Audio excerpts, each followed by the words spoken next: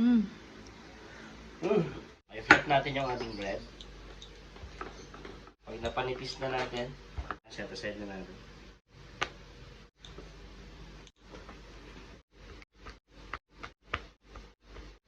Season na natin yung ating chicken breast ng salt, black pepper,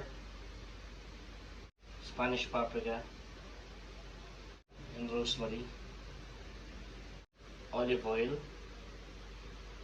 Rub lang natin.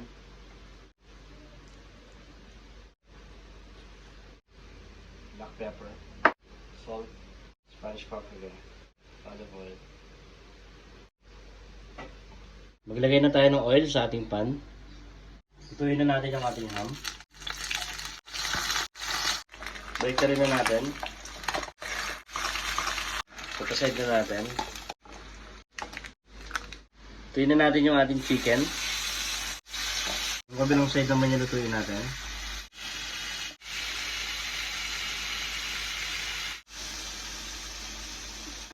Grate na natin yung quick melt cheese. Kainin natin yung ating ham. Set aside na natin. Chicken breast.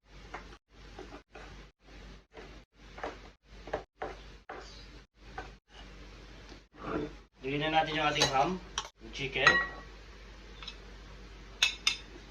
mayonnaise. Lagyan na natin yung ating mozzarella cheese. Gawin lang natin ng mabuti. Ito nga pala yung papalaman natin sa ating bread.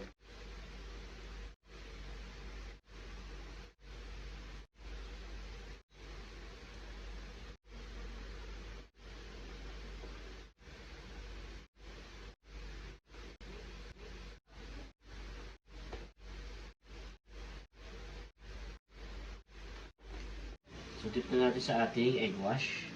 Yung ating bread. Yung kabilang side din.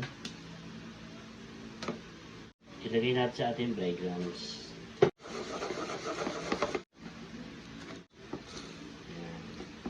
Yan, set aside na natin. Okay, deep fried na natin. Yung kabilang side naman yung lutuin natin.